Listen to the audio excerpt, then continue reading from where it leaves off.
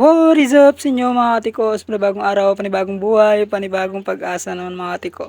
So ngayon hindi araw, kundi gabi. Yes mga katiko, kasi ngayon may laro ngayon ng Swiss Bulliger. So for today's video mga katiko is magiging water boy muna tayo mga katiko. Let's go! Tara mga katiko, so tingnan nyo yung ginagawa ko mga katiko. Yes, water boy tayo dyan mga katiko. Let's go! So yun na nga mga katiko, papunta na nga kami sa court. No? So yan, nakita ko sila Maninoy dyan, si Chris at si Ninoy Edison na naglalakad, no. So ayaw nila sumakay, so kami na lang yung sumakay sa motor kasama nung tubig, no. Ayan sila ni nung RV na naglalakad. At ayun, ibang mga player pa na daanan namin. So sabi nila susunod na daw sila. At sa pagdating namin mga katiko, hindi pa pala tapos yung game. So ayan yung magagaling na magkapatid, no. Kambal sila mga katiko.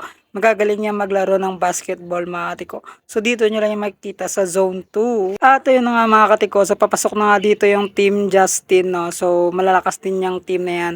Ayan si Unstoppable yan Lazarte, no. So at si Babyface Assassin, oy nakasmile pa nga yun. At ayun, papasok na rin yung mga kasama nila, let's go. At ayun na nga mga katiko, papasok na rin yung mga player ng Swiss Bulliger. So good luck sa dalawang team na to, sobrang malakas tong dalawang to. Pero malalaman pa rin natin kung sino mananalo sa uli, no. Isa lang talaga ang mananalo. So win or lose talaga enjoy lang natin yung laro mga katiko, no. So sino bang sinusuportahan nyo? Swiss or Justin ba, no? So ganun din sa buhay, meron ding talo, meron ding panalo. So magpatuloy ka lang para mapanalo mo yung pinapangarap mo sa uli. Let's go! At nandito na nga sila sa court mga katiko. Ayun, round robin na sila mga katiko. Exercise muna bago mo lumaban mga katiko, no? So ayan, nakikita nyo dyan mga katiko, no? So ganun talaga bago magsimula ang laro mga katiko, no? So kailangan nyo munang mag-exercise, no? So magpapawis para mga katiko hindi kayo mabiring, no? So ayan naman, no? Magtatagalog na naman tayo. Akala mo ba nagchindihan mo yung sinasabi ko, pero nasasabi talaga ako na Ilonggo ako kahit na Tagalog yung sinasalita ko minsan, pero alam nyo, malalaman nyo ba na Ilonggo ako? Hoy! Charot lang mga katiko. So excited na ba kayo sa laban mga katiko? So ayan, tamang round robin pa sila mga katiko, no?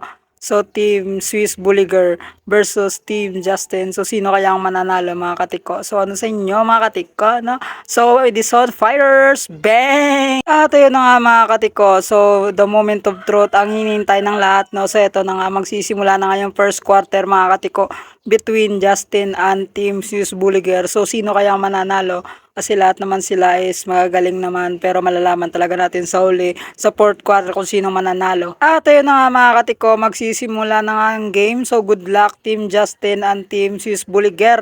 Let's go! So ayun, magsisimula na talaga ang laro. Sino kaya makakuha ng first points? Ayun mga katiko, ayan nakuha ng Justin. Justin!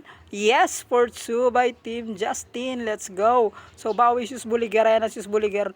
Ayan na. Nagdi-dribble na si Muyana. Pasto. Hoy, sino yan? So, yun na mga tiko. So, dito nyo makikita kung paano mag-score ang Swiss Bulliger at ang Team Justin mga tiko. So, ready na ba kayo mga tiko? So, let's go. Ito na mga katiko.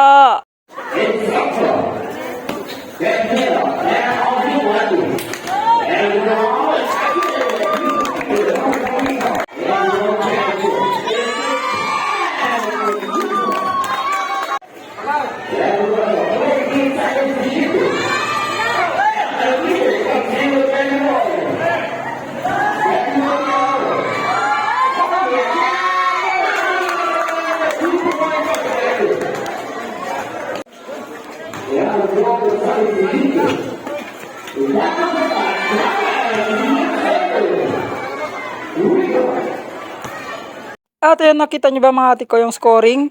At ito na si Unstoppable and Kabogable Lazarte. Sayang, hindi pumasok.